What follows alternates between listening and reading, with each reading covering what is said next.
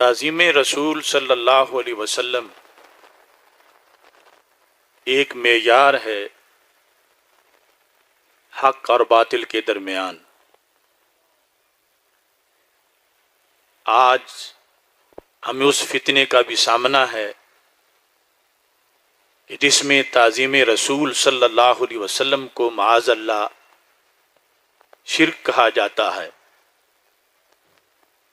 اور دوسری طرف ہم ہیں کہ مجدد دین و ملت امام اہل سنت اعلی حضرت امام محمد رضا خان فاضل بریلوی رحمۃ اللہ علیہ، آپ نے فرمایا شرک ٹھہرے جس میں تعظیم حبیب، اس برے مذہب پہ لعنت کیجیے۔ اب دیکھنا ہے کہ پیچھے اسلام میں رسول اکرم صلی اللہ علیہ وسلم نے کیا سبق دیا، قرآن نے کیا سبق دیا، صحابہ نے کیا سبق پڑھا، اہل بیت اطہار رضی اللہ تعالی عنہم نے کس پیغام کو پھیلایا۔ تو رب کعبہ کی قسم ان سب کی تعظیمات وہی ہیں جن پر آج بھی اہل سنت و جماعت قائم ہیں۔ قرآن مجید برہان رشید حکم دیتا ہے وَتُعَزِّرُوهُ وَتُوَقِّرُوهُ کہ رسول اکرم نور مجسم شفیع معظم صلی اللہ علیہ وسلم کی خوب تعظیم کرو اور خوب احترام کرو۔ جس وقت صحابہ کرام رضی اللہ تعالی عنہم حدیبیہ میں بیٹھے ہوئے تھے اور قریش کے سفیر مذاکرات کے لیے آ رہے تھے،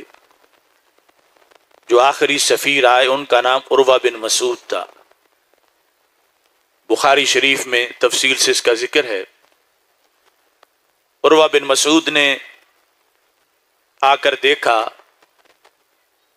کہ حضرت محمد مصطفیٰ صلی اللہ علیہ وسلم کو جو ماننے والے ہیں ان کے ماننے کا انداز کیا ہے، ان کا اپنی قیادت کے ساتھ کتنا مضبوط رشتہ ہے، جنگ کی صورت میں بھاگ جائیں گے یا ساتھ دیں گے، مختلف طریقوں سے اس نے جانچنا چاہا۔ عروہ بن مسعود قریش کا وہ سفیر تھا جو کئی حکومتوں میں قریش کی سفارت کر چکا تھا۔ جب حدیبیہ میں آیا تو پکا مشرک تھا، لیکن حدیبیہ سے جب واپس ہوا تو شرک ٹوٹ چکا تھا، اور جس وجہ سے شرک ٹوٹا وہ تعظیم رسول صلی اللہ علیہ وسلم ہے۔ یعنی فرق دیکھو کہ جس چیز کی بنیاد پر شرک ختم ہوتا رہا، شرک ٹوٹتا رہا، آج کچھ ناہنجار لوگوں نے اسی چیز کو شرک کہنا شروع کر دیا۔ یہ الفاظ صحیح بخاری میں موجود ہیں۔ عروہ بن مسعود نے کہا وفدت علی الملوک، میں بڑے بڑے بادشاہوں کے درباروں میں گیا، وفدت علی کیسر و کسریٰ و النجاشی، پھر اس وقت کی جو بڑی حکومتیں تھیں ان کا ذکر کیا کہ میں کیسر کے دربار میں گیا، میں کسریٰ کے دربار میں گیا، میں نجاشی کے دربار میں گیا۔ آگے قسم اٹھا کے کہا واللہ ان رأیت ملکا یعظمہ اصحابہ ما یعظم اصحاب محمد صلی اللہ علیہ وسلم، کہا خدا کی قسم میں نے کسی دربار میں کسی بادشاہ کی ایسی تعظیم ہوتی نہیں دیکھی جیسی تعظیم صحابہ اپنے نبی علیہ السلام کی کرتے ہیں۔ یعنی ایک کافر دماغ مگر ضدی نہیں تھا، ہٹ دھرم نہیں تھا، انصاف پسند تھا، اس کو بھی سمجھ آ گئی کہ بادشاہوں کے ماننے والے اور ہوتے ہیں اور نبیوں کے دیوانے اور ہوتے ہیں، کہ کیسر و کسریٰ کے دربار کے اندر بڑے شاہانہ انتظامات تھے، اور اس کے غلام اور اس کے وزیر اور اس کے سپاہی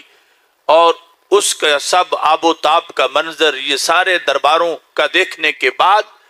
حضرت عروہ بن مسعود رضی اللہ تعالی عنہ نے جب حدیبیہ میں رسول اکرم نور مجسم شفیع معظم صلی اللہ علیہ وسلم کے گرد بیٹھے ہوئے صحابہ کو دیکھا تو وہ پہلا سب کچھ بھول گیا. جس دن سے مدینہ دیکھ لیا ہم سارے نظارے بھول گئے. وہ ان درباروں کی چمک دمک، جو کچھ وہاں کے فرنیچر تھے، قالینیں تھے، جو کچھ تھا سب بھول کے عروہ بن مسعود نے واپس جا کے قریش مکہ کو سمجھایا کہ تم غلط فہمی میں ہو. یعنی تم یہ سمجھتی ہو کہ برادری کا ایک بندہ تھا، اس نے نبوت کا دعویٰ کر لیا ہے، وہ ایک گویا کہ بادشاہ بن گیا ہے اور فوج بھرتی کر لی ہے، تو ہم لڑیں گے، ان کے کچھ فوجی بھاگ جائیں گے، کچھ ساتھ دیں گے، جس طرح بادشاہوں کا ہوتا ہے. تو کہا خدا کی قسم میں نے وہاں بادشاہوں والا منظر نہیں دیکھا، میں نے عجیب منظر دیکھا ہے کہ وہاں جو بیٹھے ہیں ان کا تو انداز یہ ہے، ان تنخم النبی نخامتن الا وقعت فی کف رجل منہم، کہ حضرت محمد مصطفیٰ صلی اللہ علیہ وسلم کا جنہوں نے کلمہ پڑھا ہے وہ ان سے اتنا پیار کرتے ہیں، اتنا پیار کرتے ہیں کہ اگر اللہ کے رسول صلی اللہ علیہ وسلم اپنے ہونٹوں سے لعاب دہن وہ جدا کرتے ہیں تھوک مبارک، تو وہ اس تھوک کو نیچے نہیں گرنے دیتے، اپنے ہاتھوں پہ لیتے ہیں، اور جسے وہ لعاب دہن مل جاتا ہے فدالا کا بہا وجہہ وجلدہ، وہ اپنے چہرے پہ لگا لیتا ہے. تو عروہ نے کہا یہ محبت میں نے کیسر کے دربار میں نہیں دیکھی، یہ انداز میں نے کسرا کے ماننے والوں کا نہیں دیکھا، یہ میں نے نجاشی کے دربار میں نہیں دیکھا. یہ جو اپنے رسول صلی اللہ علیہ وسلم کے لعاب دہن کو نیچے نہیں گرنے دیتے، یہ ان کا لو مبارک کیسے نیچے گرنے دیں گے؟ یہ جنگ ہوئی تو بھاگیں گے نہیں، یہ اپنی جانیں واریں گے. یہ پہلی علامت بیان کی تعظیم نبی صلی اللہ علیہ وسلم کی کہ ان کے صحابہ تو یوں تعظیم کرتے ہیں، ان تنخم النبی نخامتن الا وقعت فی کف رجل منہم فدالک بہا وجہہ وجلدہ، جس کو بھی ملتا ہے وہ لعاب دہن اپنے ہاتھوں پہ لیتا ہے اور اس کے بعد اپنے ماتھے پہ مل لیتا ہے.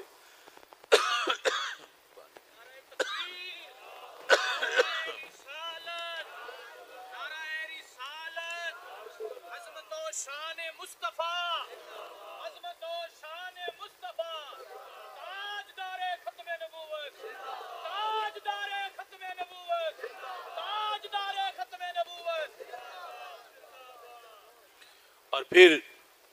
رسول اکرم نور مجسم شفیع معظم صلی اللہ علیہ وسلم کے ساتھ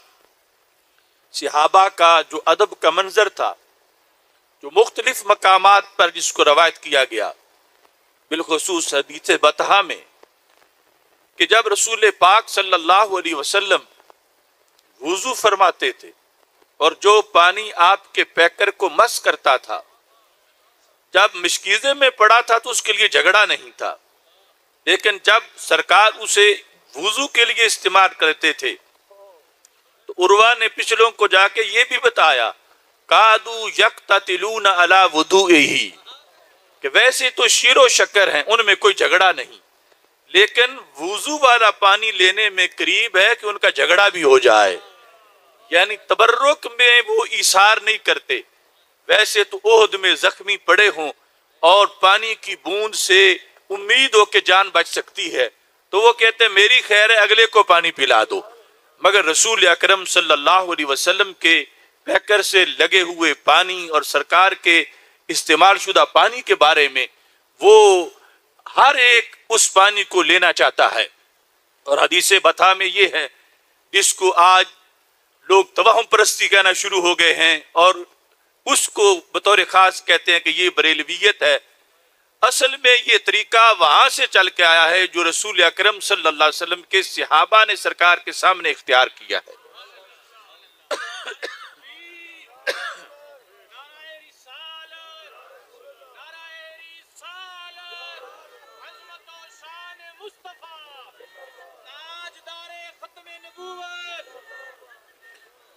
اب دیکھو صحابہ ہیں اصل، فَإِنْ آمَنُوا بِمِثْلِ مَا آمَنْتُمْ بِهِ فَقَدْ اهْتَدَوْا. اللہ فرماتا ہے کہ اگر دوسرے لوگ ان کے ایمان کی طرح ایمان لے آئے تو پھر ان کا ایمان قبول ہو جائے گا. حدیث بطحہ میں یہ ہے کہ رسول اکرم صلی اللہ علیہ وسلم کہ وضو کا پانی جب ٹپک رہا تھا تو بہت سے صحابہ تھے، ہر ایک کوشش کر رہا تھا کہ مجھے کوئی قطرہ مل جائے، لیکن پھر بھی صحابہ زیادہ تھے، پانی تھوڑا تھا۔ اب جن کو نہیں ملتا تھا وہ کیا کرتے تھے؟ آج سعودی عرب سے جو کتابیں چھپتی ہیں ان میں یہ ہے کہ یہ تمسو ملنا برکت کے لیے کسی چیز کے ساتھ اپنے ہاتھ کو، یہ شرک ہے، یہ بدعت ہے، اس میں کیا پڑا ہے کہ فلاں چیز کو ہاتھ لگاؤ، فلاں چیز کو سے برکت حاصل کرو۔ جو رسول اکرم صلی اللہ علیہ وسلم کی طرف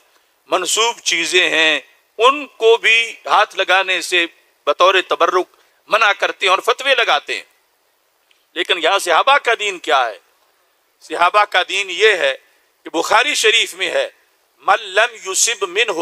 اخذ من بلل ید صاحبہ، کہ جسے کوشش کے باوجود کوئی قطرہ نہیں ملتا تو وہ اپنے آپ کو تسکین کیسے دیتا ہے؟ اخذ من بلل ید صاحبہ، بلل کہتے ہیں تری کو،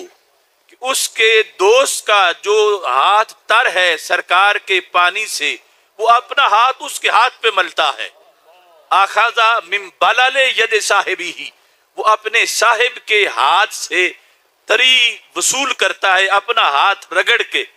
اگر یہ بریلویت ہے تو پھر سارے صحابہ ہی بریلوی تھے، یعنی یوں برکت میں،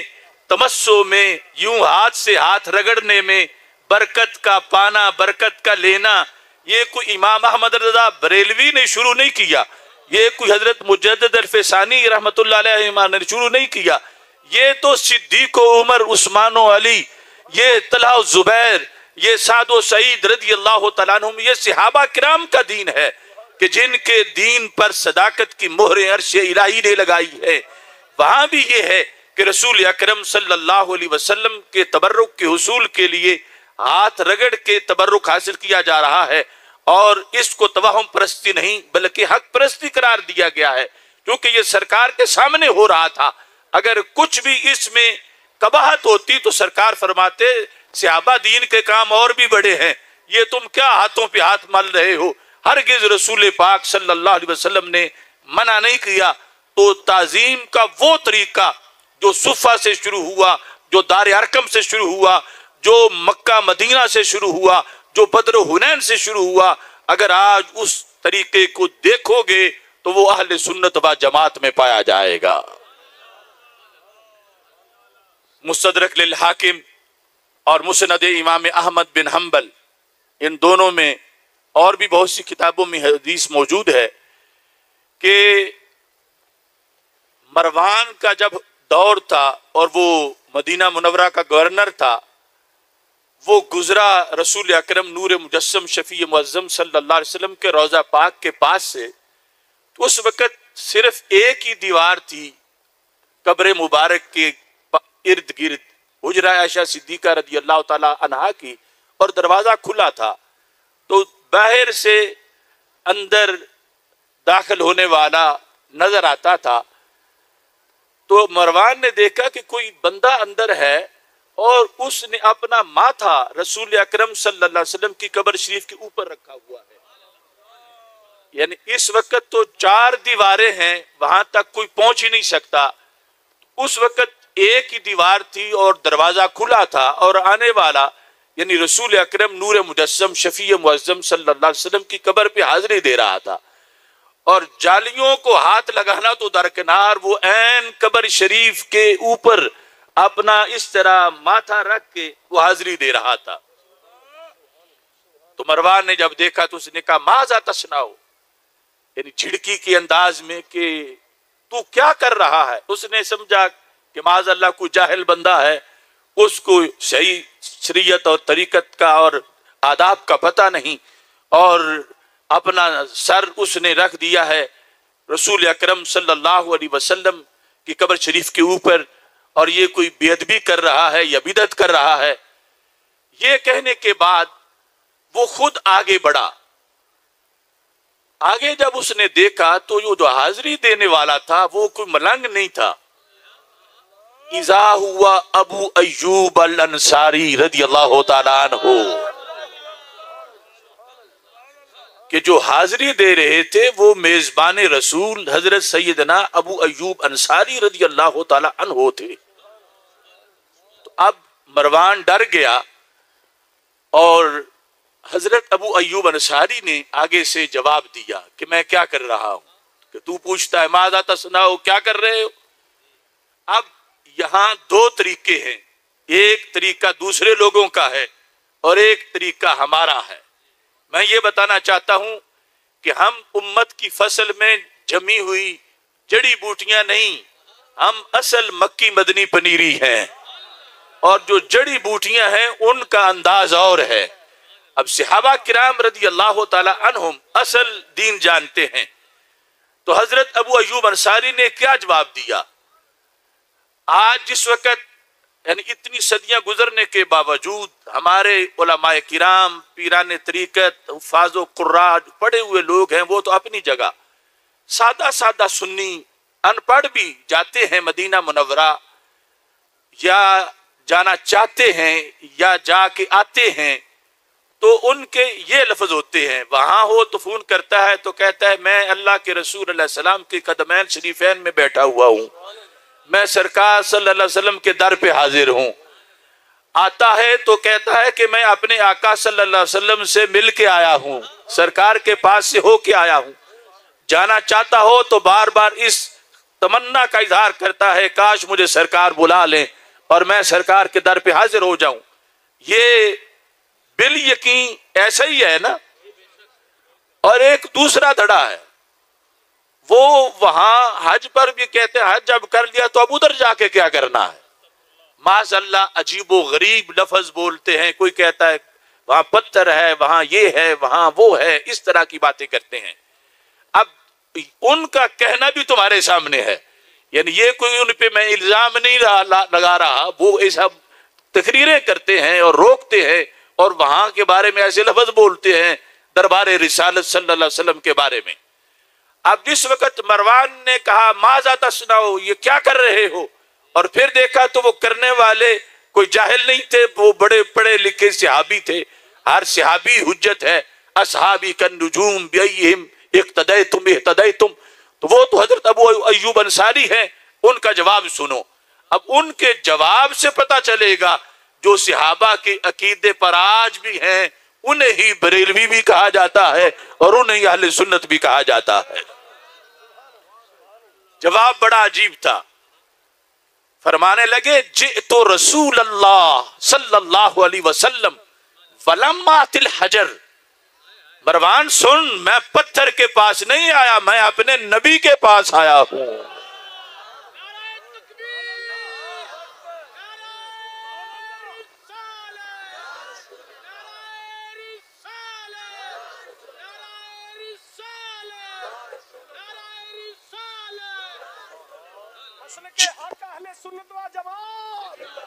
لبیک لبیک لبیک یا رسول اللہ، لبیک لبیک لبیک یا رسول اللہ، لبیک لبیک لبیک یا رسول اللہ۔ امت میں اس وقت یعنی دو بیانیے ہیں، ایک ہے پتھر والوں کا، وہ یہاں بھی تقریریں کرتے ہیں، وہاں بھی کھڑے ہوتے ہیں متوی اور کہہ رہے ہوتے ہیں، اور ایک یہ ہے کہ میں اپنے رسول کے پاس آیا ہوں۔ تو صحابہ کس نظریے پر تھے، صحابہ کس عقیدے پر تھے؟ جس عقیدے پر کل حضرت ابو ایوب انصاری رضی اللہ تعالی عنہ تھے، جو مسند امام احمد میں ہے، جو مستدرک للحاکم میں ہے۔ آج خدا کا فضل ہے، پڑھے ہوئے سنی تو اپنی جگہ، ان پڑھ بھی اسی عقیدے پر ہیں، اور وہ ان بزرگوں اور آستانوں کے فیض کی وجہ سے کہ کہتے ہیں کہ ہم اپنے رسول صلی اللہ علیہ وسلم کے پاس آئے ہیں۔ اور حضرت ابو ایوب انصاری اتنا جواب دے کر بھی چپ کر سکتے تھے کہ میں اپنے رسول صلی اللہ علیہ وسلم کے پاس آیا ہوں، لیکن آپ کی بصیرت تھی کہ ایسے بندے بھی آئیں گے جو حجر کہیں گے، جو پتھر کہیں گے، تو میں ان کی نفی کر دوں کہ میں پتھر کے پاس نہیں آیا، میں اپنے رسول صلی اللہ علیہ وسلم کے پاس آیا ہوں۔ مسلک اہل سنت و جماعت یہ تعظیم کا مسلک ہے، اور صحابہ نے تعظیم کی، اور جو ابھی حدیث میں نے پڑھی کہ ان رہی تو مالک یعظم اصحاب ما یعظم اصحاب محمد محمدن صلی اللہ علیہ وسلم، جتنی تعظیم اصحاب محمد صلی اللہ علیہ وسلم اپنے نبی علیہ السلام کی کرتے ہیں، تو بخاری میں پتہ کیا چلا کہ صحابہ تعظیم کرتے تھے، اور دوسرا ٹولہ کہتا ہے کہ تعظیم شرک ہے، تو وہ تو پھر صحابہ پہ بھی شرک کا فتویٰ لگا رہے ہیں۔ اس لیے اعلیٰ حضرت نے کہا شرک ٹھہرے جس میں تعظیم حبیب، اس برے مذہب پہ لعنت کیجئے کہ صحابہ کا تو شعار تھا، ان کی جو تعظیم کا انداز تھا اس کو دیکھ کر تو مشرکوں کا شرک ٹوٹ گیا۔ تعظیم نبی اس طرح کرتے ہیں صحابہ کرام رضی اللہ تعالی عنہم، تو وہی سبق اللہ کے فضل سے جو صحابہ کرام رضی اللہ تعالی عنہم اور اہل بیت اطہار رضی اللہ تعالی عنہم نے امت کے سامنے پیش کیا، اور کربلا کے میدان میں حضرت امام حسین رضی اللہ تعالیٰ عنہ نے پیش کیا، اللہ کے فضل سے اسی حسینی مشن پر آج بھی اہل سنت و جماعت کاربند ہیں۔ کوئی محبت اس محبت کا مقابلہ نہیں کر سکتی جو سنی کے سینے میں اپنے محبوب صلی اللہ علیہ وسلم کی ہے۔ اور ایک بڑا پکا فارمولہ ہے، چونکہ آج دنیا میں بڑی تلخیاں ہیں، بڑے نشیب و فراز ہیں،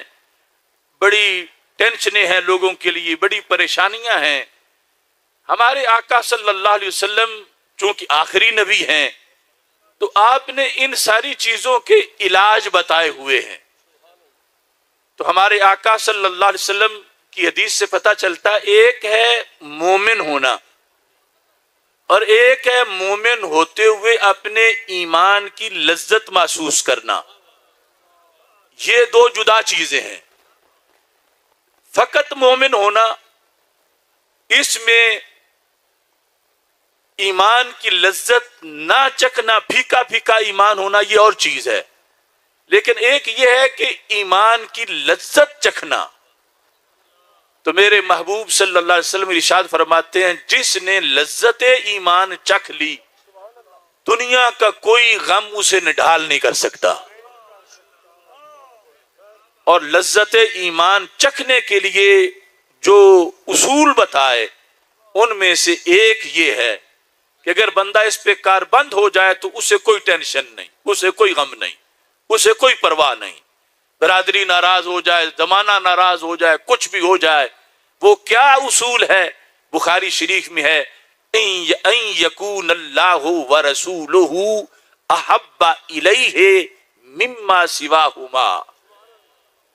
کہ بندے کے نزدیک دو ذاتیں، اللہ اور اللہ کے رسول صلی اللہ علیہ وسلم کی، یہ دو ذاتیں جو ہیں، ان کے سوا جو کچھ بھی ہے کائنات میں، یہ دو ذاتیں ہر چیز سے بندے کو زیادہ محبوب ہو جائیں تو پھر کوئی غم بندے کو شکست نہیں دیکھ سکتا۔ پھر اس کو ایمان کا ٹیسٹ آتا ہے، ایمان کی لذت آتی ہے، ایمان میٹھا لگتا ہے، پھر وہ بیزار نہیں ہوتا، پھر وہ شکوے نہیں کرتا، شکایتیں اللہ تعالیٰ سے نہیں کرتا۔ یہ ہے کہ ان یکون اللہ ورسولہ احب الیہ مما سواہما، ان دو ذاتوں کے سوا ہر چیز کے مقابلے میں ان سے پیار زیادہ ہو، خواہ مقابلے میں برادری ہے، خواہ بیٹے ہیں، خواہ کوئی رشتہ دار ہے، خواہ کوئی حکومت ہے، خواہ کوئی چیز ہے، ان کے مقابلے میں خواہ کوئی عہدہ ہے، خواہ کوئی مفاد ہے، ان سب کے مقابلے میں جب ان دو ذاتوں کی محبت غالب ہو بندے کے سینے میں تو پھر بندے کو ایمان کی مٹھاس محسوس ہوتی ہے، اور وہ ایسی مٹھاس ہوتی ہے کہ بندے کو کبھی تلخی نہیں ہوتی، ہر وقت بندہ اللہ کے فضل میں خوش رہتا ہے۔ ایک مثال اس کی دے کے گفتگو ختم کرتا ہوں۔ جب حضرت سعد بن ابی وقاص رضی اللہ تعالی عنہ نے اسلام قبول کیا تو ماں نے دھمکی دی، اور پتہ ہے کہ ماں، ہر کسی کی ماں، اس کا پیار دل میں بڑا ہوتا ہے۔ تو ماں نے یہ کہا کہ سعد تم میرے بڑے پیارے بیٹی ہو، مگر اب تم نے میری خلاف ورزی کر دی ہے کہ جو نیا دین لائے ہیں، ہمارے بتوں کے دشمن ہیں، تم نے ان کا کلمہ پڑھ لیا ہے۔ تو کہنے لگی تم اس دین سے واپس آؤ، جب تک واپس نہیں آؤ گے میں تم سے بولوں گی نہیں، جب تک واپس نہیں آؤں گے تو میں بھوک ہڑتال کروں گی، میرے حلق سے کوئی لقمہ نیچے نہیں گزرے، پانی نیچے نہیں جائے گا۔ یہ بھوک ہڑتال کی بھی دھمکی دے دی اور اس پر باقاعدہ عمل شروع کر دیا۔ بعض روایات میں 1 دن ایسا گزرا اور بعض میں 3 دن ایسے گزرے، اور اس صورتحال میں بالآخر وہ بھوک کی وجہ سے بے ہوش ہو گئی۔ تو حضرت سعد کے چھوٹے بھائی نے ان کے منہ میں پانی ڈالا اور انہیں ہوش آیا۔ ہوش آیا تو انہوں نے پھر اپنا مطالبہ دہرایا، اور مطالبے میں ساتھ یہ ٹچ بھی دیا اسلامی کہ تمہارا قرآن تو والدین سے حسن سلوک کا حکم دیتا ہے،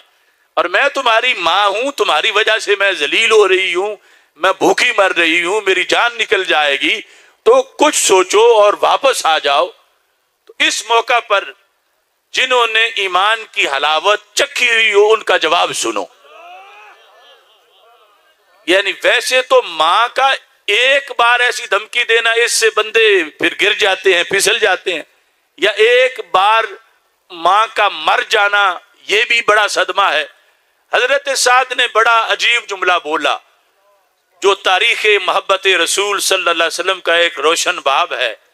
فرمایا امی دھمکیاں دینا چھوڑ دو، میری بات سن لو، لو کانت لک الف نفس، تمہاری تو ایک جان ہے اور اس ایک جان کی تم دھمکی دیتی ہو کہ اگر میں نے نبی علیہ السلام کا دامن نہ چھوڑا تو وہ تمہاری ایک جان نکل جائے گی اور مجھ پر بڑا بھار ہوگا۔ سنو، اگر تمہاری 1000 جان ہو اور 1000 جان یک بار نہ نکلے، ایک ایک کر کے نکلے، ایک نکلے، پھر تم دھمکی دو زندہ ہو کہ ساتھ واپس آؤ ورنہ میں پھر مرنے لگی ہوں، تو کہا میں 1000 بار تجھے مرتا دیکھ لوں گا مگر ایک بار بھی در حبیب سے واپس نہیں آؤں گا۔